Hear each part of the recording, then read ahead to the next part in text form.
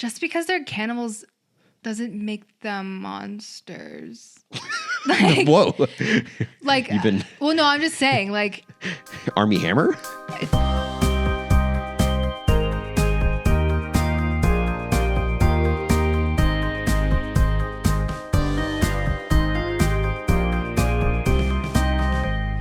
Hello, and welcome to WINNOW, a couple's close reading of the Iliad and the Odyssey. I'm Owen Gemmer. I'm Isabella Gemmer. We are married, and we love to talk about books together.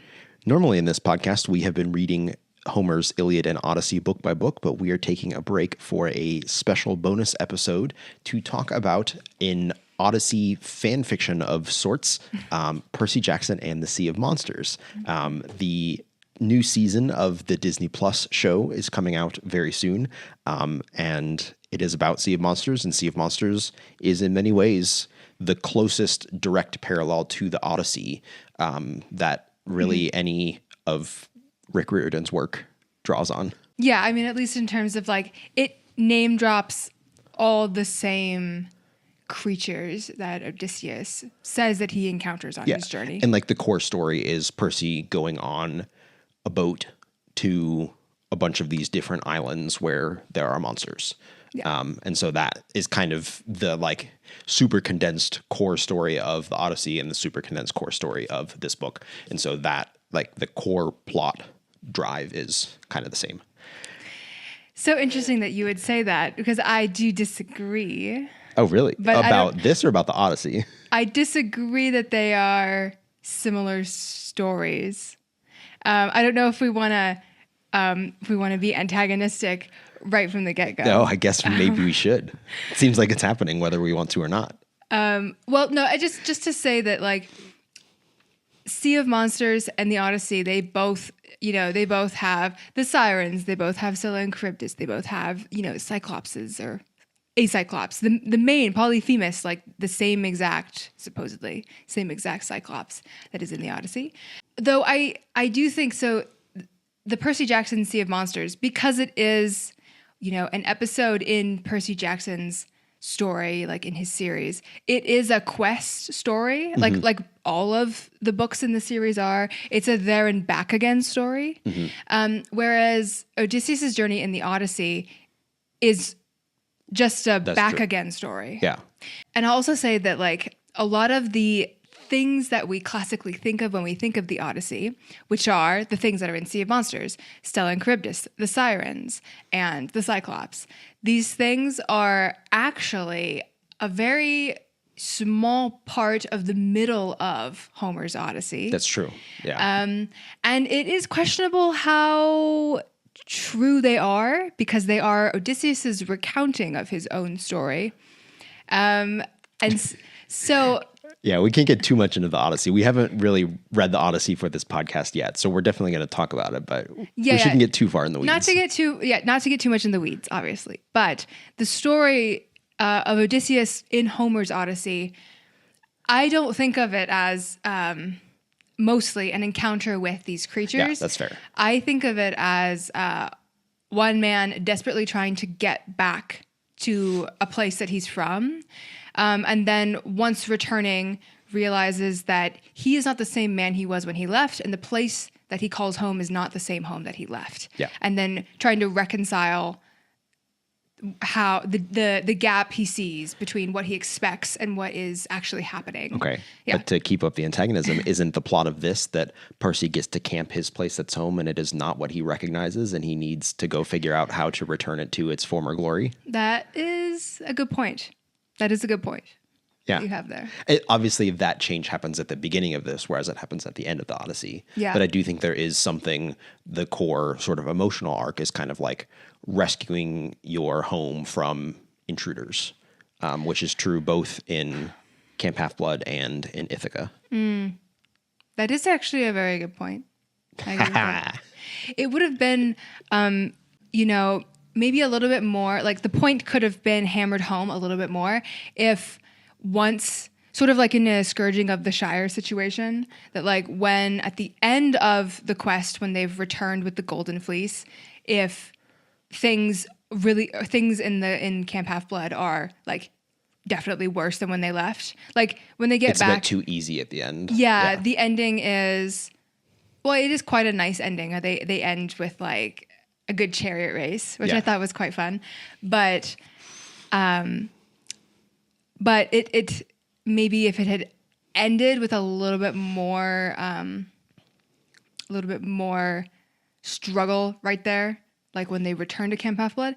But there are other themes in Sea of Monsters that Rick Riordan is wrapping up at the end instead, like themes of family and acceptance and friendship and those kinds of things. Yeah.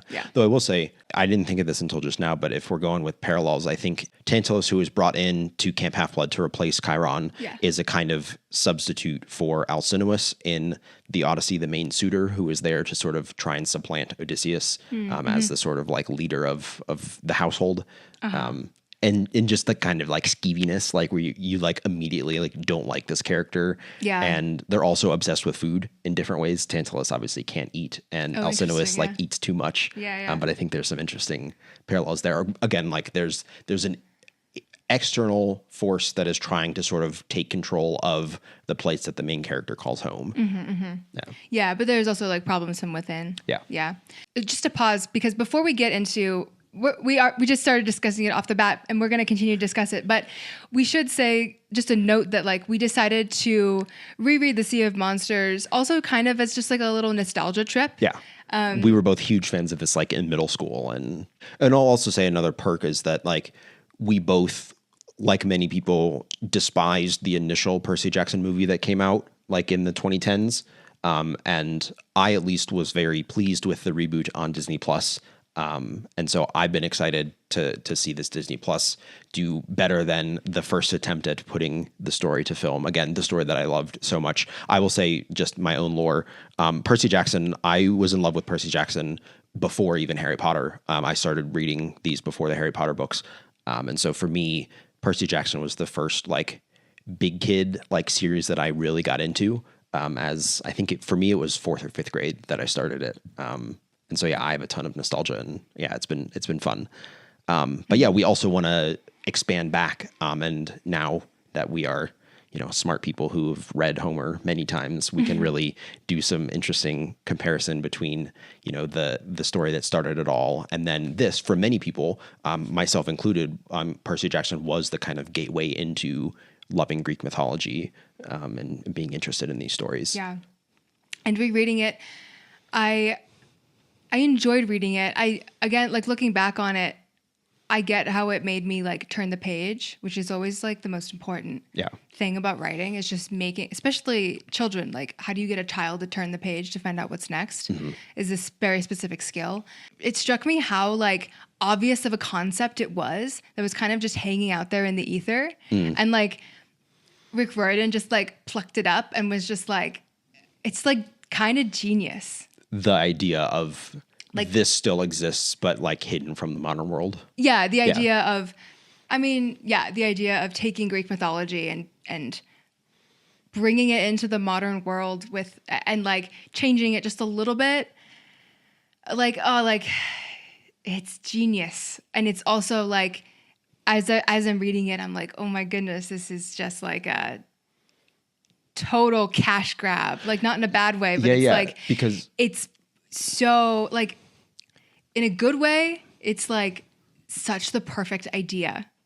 And I think Percy is so relatable because it is in the modern world, right? Like it feels very close to home, but also feels very foreign. And I think it walks that balance perfectly. Like if it had just been set in ancient Greece, little kids like, I don't have any relationship with this. Or if it's just kind of set in the modern world, like many fiction books are, it's just like, okay, well, this is just my normal life. But I think this like perfectly bridges that balance of like, there's enough that, like is super relatable to like 11-year-old boy, being angsty, but then also feeling like really grand and mythological.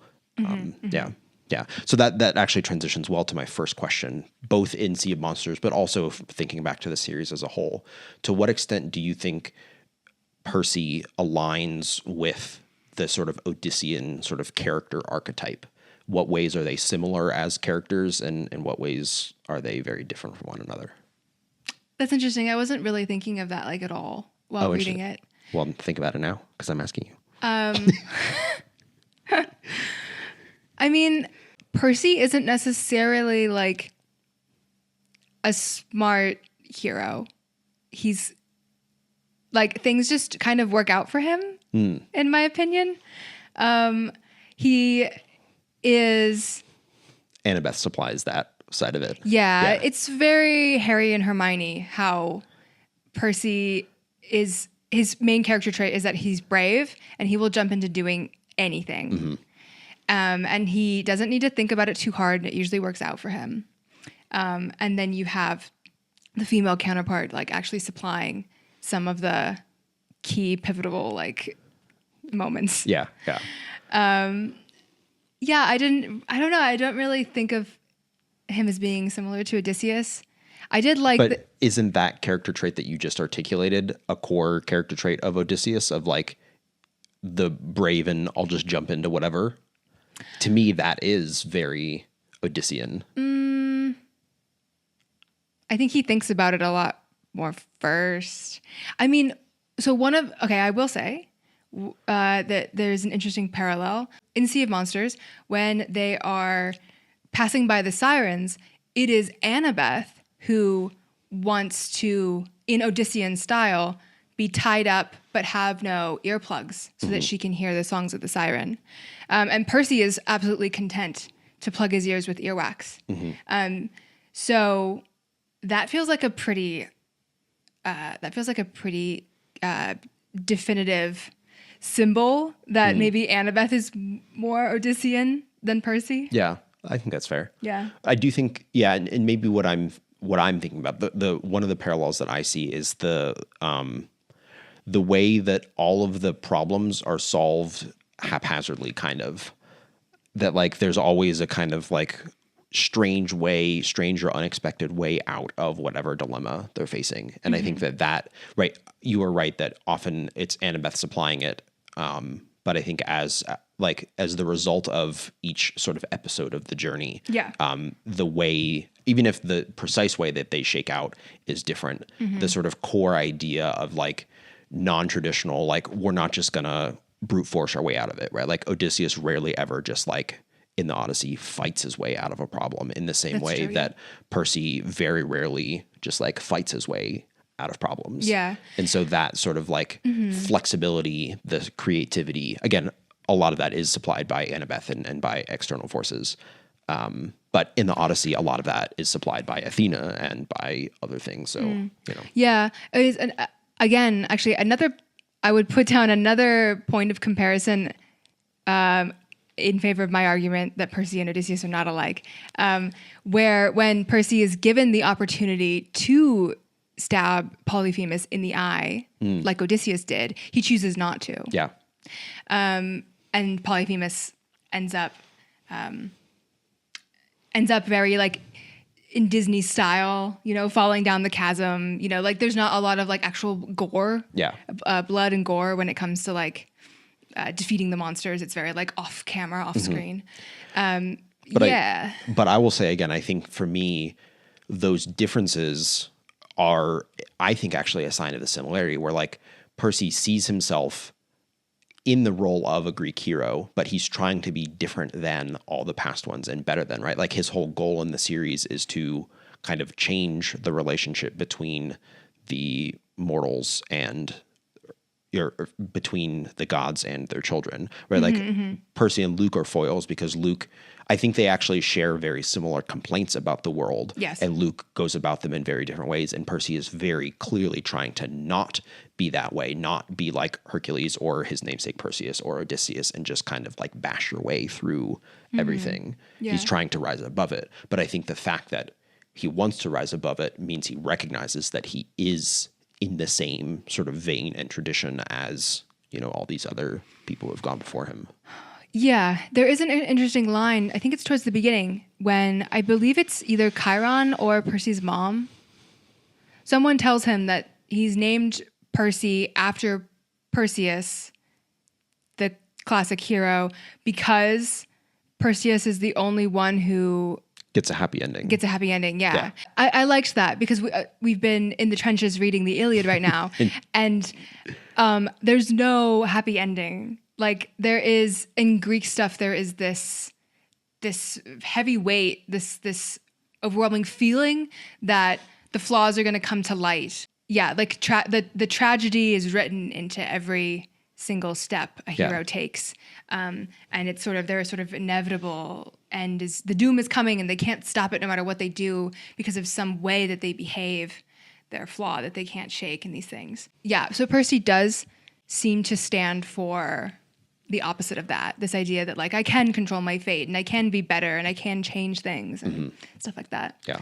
And Chiron actually at the end also has a really like a lot of very, very wise words and very inspiring words when he tells Percy that he, it's like really good. It's like he can both something about humanity and leading it into infinity or something like that. Humans don't exist on the same level as the immortals. They can't even be hurt by our weapons. But you, Percy, you are part god, part human. You live in both worlds. You can be harmed by both and can affect both. That's what makes heroes so special. You carry the hopes of humanity into the realm of the eternal. Monsters never die. They are reborn from the chaos and barbarism that is always bubbling underneath civilization, and the very stuff that makes Kronos stronger. They must be defeated again and again, kept at bay. Heroes embody that struggle. You fight the battles humanity must win every generation in order to stay human. Very, very Link, very Breath of the Wild, very Tears of the Kingdom, very like... The blood moon rises once again. And then all the monsters, like the monsters themselves, like they keep coming and they're going to keep coming. And it's just your job to, you push back against the bad, constantly, even though you might never have like a total success. But yeah, I thought that was like it was very inspirational. Yeah. And like really, like honestly, deep stuff to put in a kid's book. Yeah. Yeah. And like also like it just gets deep for like that one paragraph. And then it's back to slapsticky kind of stuff. And then it's back to, So like really good balance of like this heavy thing and then like now chariot races, Yeah. Another point in our sort of conversation and maybe differing opinions about the way Percy aligns with the Odyssean archetype. I think, you have made the proper point that much of Percy's success comes from Annabeth. But I also think much of Odysseus' success comes from Athena. And obviously Annabeth being a child of Athena makes that pairing like Odysseus isn't alone on his journeys. And when we read the Odyssey, I'm actually going to pay closer attention now to see how many of the sort of like solutions to all of the different predicaments are purely from Odysseus or how many of them are influenced by Athena. Because I think Athena has more involvement than we might initially. Like we want to give Odysseus all the credit, and obviously Odysseus does deserve much of the credit, but he wouldn't be able to do what he does without Athena being there in the same way. I think that Percy wouldn't be able to do what he does without Annabeth there. So I think that thinking of them as a duo in both cases makes sense. Yeah, for sure. Okay. So for the next part, I thought it would just be fun. As I was reading, I was just like keeping a note of all the different sort of scenes that are parallel between what happens in the Sea of Monsters and what happens in the Odyssey. And I thought it would just be fun to go through them and talk about differences, whether we liked the way Rick Riordan adapted it or whether we thought, the Odyssey does it better. Okay. So the first direct parallel is in chapter 2 when Percy is at school, and it turns out the Leastrygonian giants have infiltrated his school and they play dodgeball and almost die. Yeah. I mean, the Leastrygonians are a huge bit in the Odyssey, is what I can remember. Yeah. Like maybe it's like a paragraph mentioned or something. But yeah, I think the crew lands on their island, realizes it's them, and then they just run away. Realizes they're cannibals and then turns. Yeah. Yeah. I mean, I will say, I thought that was interesting when I was reading it because I was like, just because they're cannibals doesn't make them monsters. Like, whoa. Like, well, no, I'm just saying, like. Army Hammer? No. I know. I'm just saying that, like, Well, I guess that's a question because Yeah, it is. that's a good it's a nice good question. Okay, actually this opens up a whole can of worms that may not be the right About place cannibals, right now. yeah. Well, that like okay, wait, hold on. So like within like like folklore and stuff, like a lot of different cultures have monsters that are a product of like a spirit that can infect someone if they participate in cannibalism. Yeah, like one example is the spirit of the Wendigo is like a thing. It would like if a person participated in cannibalism, it would like allow that spirit to like possess the person and like it would literally change them into a monster, kind of that kind of thing. That's the one example I can think of now. But yeah, like cannibalism does seem to be portrayed monstrously. Obviously, like when you think about real world cannibalism, that we know that like takes place in, small tribes and in very like remote places, those are still human beings, So like, I don't want to call them monsters. Right. You know what I mean? And so that's why it's like, when I was reading that, when I was reading Sea of Monsters and those guys show up, I'm like, just because they're cannibals doesn't immediately make them like unhuman. Right. Because the Leastrygonians with the cannibalism and then Polyphemus, wanting to eat the people. Like a Komodo dragon. They eat a people. Yeah. There is something about when another entity wants to eat you, it becomes monstrous. And this is something I've been thinking about in terms of like creatures and monsters. The other day we were walking and I asked you a question. I was like, if a monster doesn't have a mouth, is that inherently not scary? Because I was thinking a lot about like consumption and the possibility that a monster or a thing could consume you physically. That being the scariest thing about it. Like the bigger the mouth of a creature is, does that make it inherently scarier? And I was like thinking about that. And because like having something scary that doesn't have a mouth, it's like a giant floating eyeball or something like that. Is that scary? Not as scary to me. So yeah, it just brings up a lot of, we'll talk about this more in the Odyssey, but I have a lot of thoughts about what does it mean to consume. Yeah. And right. We are right that the Leastrygonians in the Odyssey is one of the smallest moments. Similar to like the Lotus Eaters. It's like a very short. But Rick Riordan did Lotus Eaters super good. But that was back in the first book. With the casino. Yeah, like with that's peak Rick Riordan, classic Percy Jackson. Yeah. And the one good thing about the first movie from the 2010s. Honestly, Rick Riordan did Lotus Eaters maybe better than in the original. Yeah. Like it hits so good. Yeah. Another parallel. So we find out pretty early on Percy is getting sort of like dreams sent to him by Grover. And Grover has been sort of captured by Polyphemus.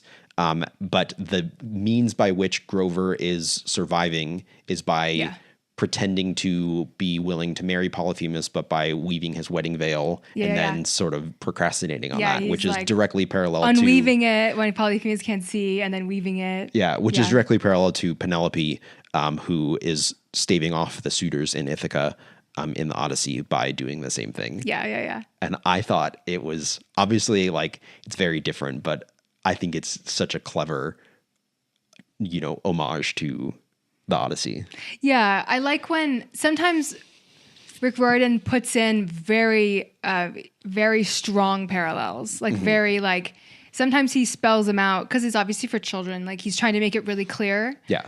Like there are times where Annabeth is like, oh, when Odysseus faced this, he did it this way. Yeah. They'll say it out loud. Yeah. But when there's just the subtle little things. Yeah. Yeah, I like the subtle nods. Yeah. As opposed to the direct stuff. Right. Because again, like probably the first time I read this, I didn't understand what was going on. It was just like Grover doing weird stuff. Yeah. That like you don't.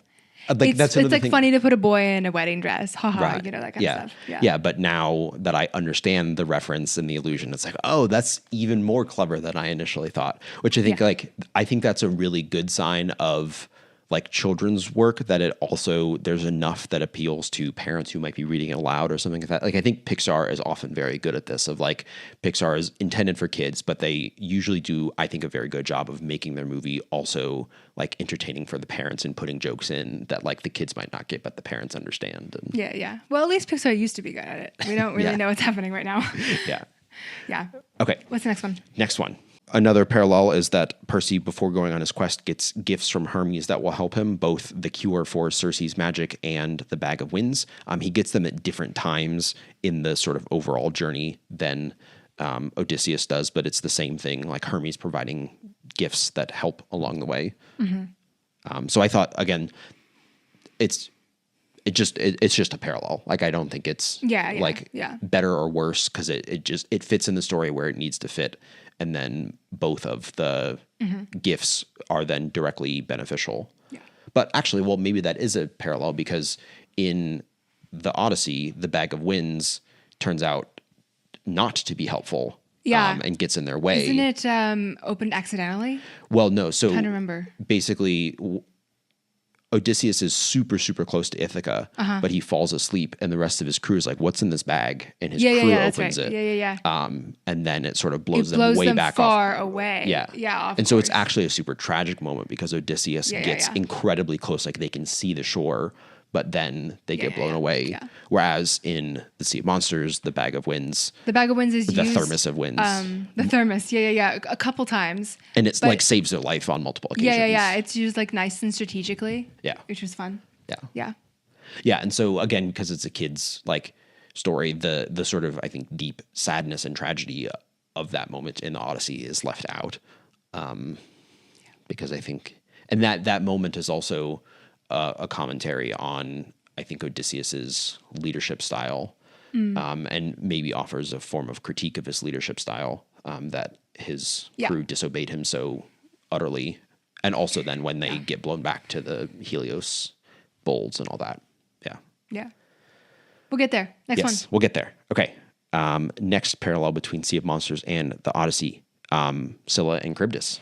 I thought it did pretty well. Yeah. I don't have too much to say about that. Like, it just felt kind of the same. Maybe because, like, in my head, I imagine them the same in both scenarios. Like, my mental picture isn't really that different. Though, isn't it the case that in the Odyssey, he just goes on the Scylla side of the strait and it just totally avoids Charybdis? Whereas here, they're like, we should probably avoid Scylla and we should try and deal with Charybdis. I feel like that is a difference, because in the Sea of Monsters, Percy, as the son of Poseidon, is like, whirlpools, like I can probably deal with that. Like I'm good at controlling the ocean. So let's deal with the more oceanic threat than the sort of outside threat. No, in the Odyssey, the whole ship ends up getting sucked into the maw. Okay. Because that's where the whole ship and all the other, that's when Odysseus loses whatever remaining money he has left. The whole thing gets sucked in. He's the only one. Remember, so in Sea of Monsters, it mentions next to where everything's getting sucked in, there's like one piece of coral with a fig tree hanging off of it. Oh, yeah. That's because when everyone gets sucked in, Odysseus is hanging onto one fig branch. Yeah, you're right. Okay. Yeah, I don't remember in the Odyssey what particular path they take through all of the obstacles, but it doesn't work out well. Yeah. Yeah. And I do think we do get a little bit, again, of the difference of with, in the Odyssey, Poseidon is sort of against Odysseus. Yeah. Whereas here, Poseidon is the father of Percy Jackson. And so that gives Percy more confidence in some of the oceanic stuff that Odysseus didn't have access to. Yes. Yeah. Then we get Circe's Island. Yeah. That I think I liked the most. Mostly because it would work on me 100%. The like makeover kind of thing. Yeah, I would 100% hang out there. Yeah, and I think it's fun that they change it from like pigs to guinea pigs, and it's like Circe's like gotten tired of like, pigs are gross, guinea pigs are way easier to take care of. Yeah. I thought that was really clever. Yeah, I liked that. But I do think so. Another major difference here is that Percy does get transformed and Annabeth has to come sort of rescue him, whereas in the Odyssey, Odysseus has taken the sort of antidote ahead of time, and so the rest of his crew gets turned, but he never gets turned into an animal. He's able to sort of stay who he is. Yeah. But yeah, I thought it was fun and clever, and Yeah. I think it was similar to the Lotus Eaters at the casino in book 1, where like when you're getting to the island and they're like noticing like, hey, there's like a lot of different kinds of ships outside. That like, why is there like, you know, an 18th century like, you know, sailing ship next to a yacht next to like a World War II vessel or something like that. Yeah. Whereas, yeah, it's like something is weird. There's people who have been here for a very long time. Mm-hmm. Yeah, it gives you that sort of like uncanny valley. Something's off. Yeah. I always like that. I always like that sense of like, oh, it's quite nice, but there's something off about it. Yeah. I also love Rick Riordan's penchant for just initializing monsters in ways that make them seem not like, so right, like Auntie M's Garden Emporium was Medusa, and now Circe is like CC. Like the letter C period, the letter C period. Yeah, love that. But would 100% work. Yeah. I am disappointed that we don't get any, well, it's not that big of a disappointment. One of my favorite scenes in the Odyssey, not even, is when they're hanging out on the roof and like Elpenor falls off the roof at the end of their stay with Circe. Your favorite part of the Odyssey it's not my favorite. It's when just like someone dies? It's just a quirky thing that happens that just feels really random. But then it does come up again later. Yeah, I mean, they don't go to the underworld in Sea of Monsters because they already done that. Right, in the first one. Even though, that does happen in the Odyssey. Yeah. What's next? Okay. Then we have, which you've already mentioned, is the Sirens. Yeah, the Sirens. Yeah, I mean, it's pretty, I guess, predictable to do that thing. Like, it appears as the thing you want the most, that kind of thing. One thing that is different is in the Sea of Monsters, Annabeth like cuts herself free and actually starts swimming towards the Sirens, and Percy has to go rescue her, whereas Odysseus just kind of like is successful in the plan. Yes. That's true. The other thing I really like too, if you look at artwork about the Sirens, there's two very different sort of archetypes for how to depict the Sirens. There's some that's like beautiful mermaid kind of creatures, and then there's some that's like really gross, like bird, human, vulture hybrid kind of things. Yeah.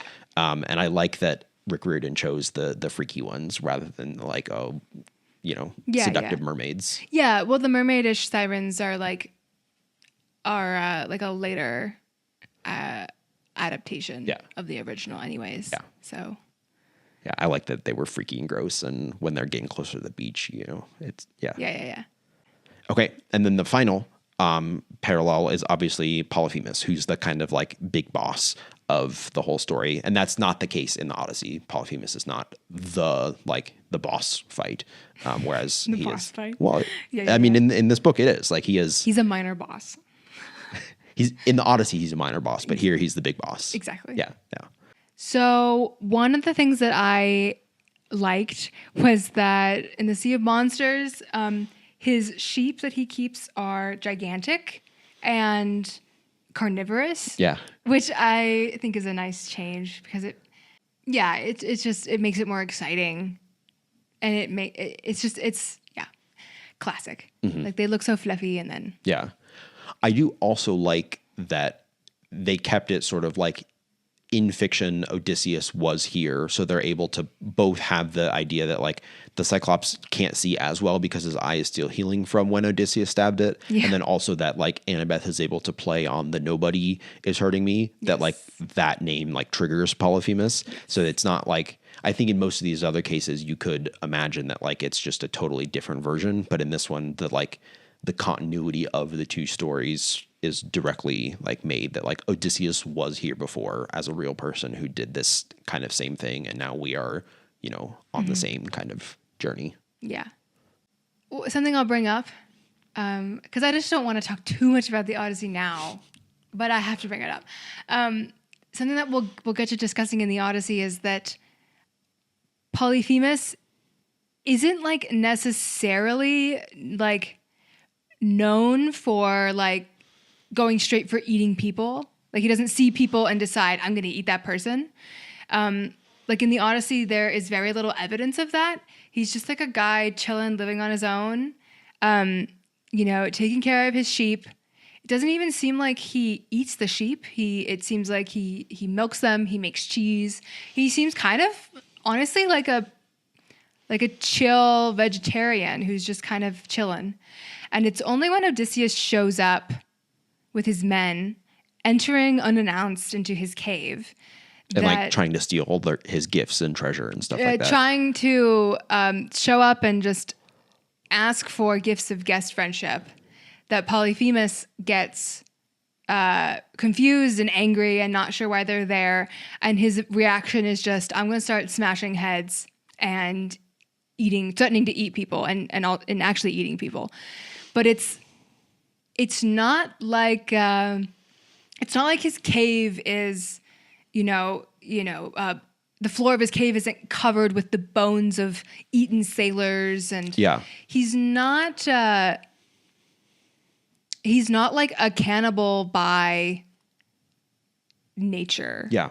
The choice in Sea of Monsters to make Polyphemus the final boss is interesting because it's a nice counterbalance for Tyson. Yes. Who we haven't talked about yet. But yeah, so Percy's baby Cyclops half-brother. So you get to kind of like Polyphemus is labeled as a monster and monstrous. But so you get to have like Tyson be the exception to the rule, and he gets to have his own, like, he gets to decide to not be a monster, essentially. It's interesting to have Polyphemus as the foil of Tyson. Yes. Yeah. Yeah. And I think the other thing that is a big difference, right? In many ways, Percy and Annabeth and also Clarisse, who's with them. I had totally forgotten about Clarisse's involvement in the book at all. She actually plays a much bigger role than I had remembered. Yeah. I'm Team Clarisse. And we'll talk about that later. Okay. But yeah, they have to go sort of conquer Polyphemus, not just to get the Golden Fleece, but also to rescue Grover. So like he is part of their quest. He is like the end goal of their quest. Whereas for Odysseus, it's actually very clear that like they don't have to even go up from the beach at all. Like Odysseus chooses, like, I want to explore the island and I want to find who lives here. Like they could just chill on the beach and then just leave. Polyphemus does not come and attack them. There is no like thing that he has been told he needs to go get. It is a complete like choice for Odysseus to go and find trouble for himself, essentially. Yeah. I think there might even be a line, or they touch ground on this island, and Odysseus is immediately like, I wonder if there's some people around here who would give me gifts. Yeah. I must go search. Yeah. Yeah. Yeah. And so I think, again, that is a sign of Odysseus's arrogance in ways that we'll talk about more, that I think Percy doesn't possess to the same level, because their desire to go in is sort of mandated by their desire to rescue Grover. Yeah. Yeah. I think that I don't know why Clarisse is is one of the bad half-bloods in the camp, just because she's the daughter of Ares and just because she's big. There's literally a line. She bullies Percy in the first book. In the first one. But she's obviously grown a little bit. Well, I don't think so. When they get to camp and there's they help rescue all the bulls, and Clarisse's like, you ruined it, Jackson. Yeah. Clarisse is a girl who's trying to get things done. And Percy Jackson does get in the way. It just so happens it always works out for him. But Clarisse is trying to do something. Doesn't she call him Percy Jackson? I don't think so. Somebody calls him Percy Jackson at some point. Maybe. I thought it was Clarisse. Maybe. Just because you're a big girl doesn't mean you're obviously the bad guy. Yeah, it is stereotypical in that way. Yeah, it is. I thought she was really doing something on the zombie Confederate ship. Yeah. I kind of thought that was I was like, yeah. And I was like, because there was the in-fiction reason for why they're with the Confederates is that the losing side of any war owes a blood debt to Ares. Yeah, and so it feels like this weird stretch that Ares can just go demand favors of the souls of any losing army ever. Yes. Where you could have just done the winners, the winners want to help Ares because Ares helped them win. It could have been a Union ship pretty easily, and you just reverse that justification. People love to drop the Confederate soldiers into stories. I think there's some, I don't know. Same with Twilight. There was something in the air when because they were like written around the same time and stuff. There's Confederates in Twilight? Well, it's a long story. We're not going to get into it. Okay. If you know, they're not in the movie.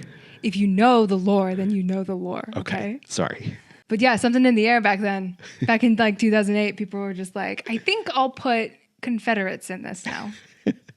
Overall, very much enjoyed rereading this. The nostalgia trip was nice. Yes. It makes me look forward to the show because, again, I think the show has done a really good job so far of embodying the spirit of the original. Even obviously, there are many details that are changed, but yeah. Hot take is that I don't love the show. I don't dislike it either. It kind of feels like, for me, wrong place, wrong time. Like it feels like the moment has passed. But isn't it a way to reinvigorate it for young people who didn't grow up with it? Right? Like we grew up with the books. Agree.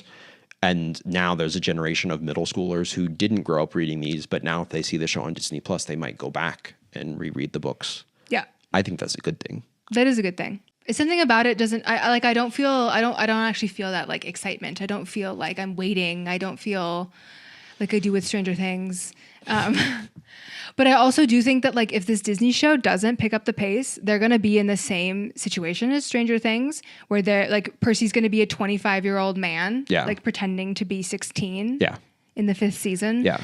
Because that is a factor of now that it seems like movie and TV production timelines have spread out a lot, where like right with Harry Potter, they could pretty realistically get a movie done a year and so keep the actors at pretty close to the same age as the characters in the book. But yeah, now that everything's like a 2 or 3 year cycle in between stuff. Yeah. It's not happening fast enough. And that was a big problem with the first movie, is that like Logan Lerman was very much not like an 11-year-old, and they aged everybody up in the movie, and it was like, well, now it's not the same thing. And so, yeah, I definitely agree that the show could get out of hand with that pretty quick. Yeah. And also to keep momentum up for a show. Yeah. Like you got to be dropping seasons all the time. Like you can't, like every 3 years, you got to drum up hype again for another season. People have forgotten what happened in the previous season. Like it's just like not working for me. Yeah. So, I mean, I'm content with the books. Yeah. No, the books are very good. Yeah. And if you haven't read them and you're about our age, what were you doing as a child? But also you can still read them. They are very quick. It's written for, 11-year-olds. So it's not hard to read. I don't know if I would recommend that a 25-year-old who hasn't read them read them now. I guess they probably just won't hit the same. Yeah. Just read the Odyssey with us starting in January. Exactly. Just read the Odyssey. You're a grown-up. Yeah. If you are watching this as not one of our regular watchers, but you saw the title and are excited about Percy Jackson, our main project here has been reading through the entirety of Homer's Iliad and Odyssey. We are near the end of the Iliad, and we will be starting the Odyssey in mid-January. And so if you would like to join us on that, you might be really invested and want to catch up on the Iliad, or hang tight for a couple of weeks and check back in mid-January. We'll start reading the Odyssey, and you can read along with us and follow along with our conversations as we go chapter by chapter. Because we really love sharing these stories with each other and with you, and everybody who's been commenting on our videos about enjoying this journey. Makes us really happy to know that other people are also sort of sharing in this with us. Yes. So in a couple days, we'll have our episode on the Iliad, book 20. Until then, happy reading. Happy reading.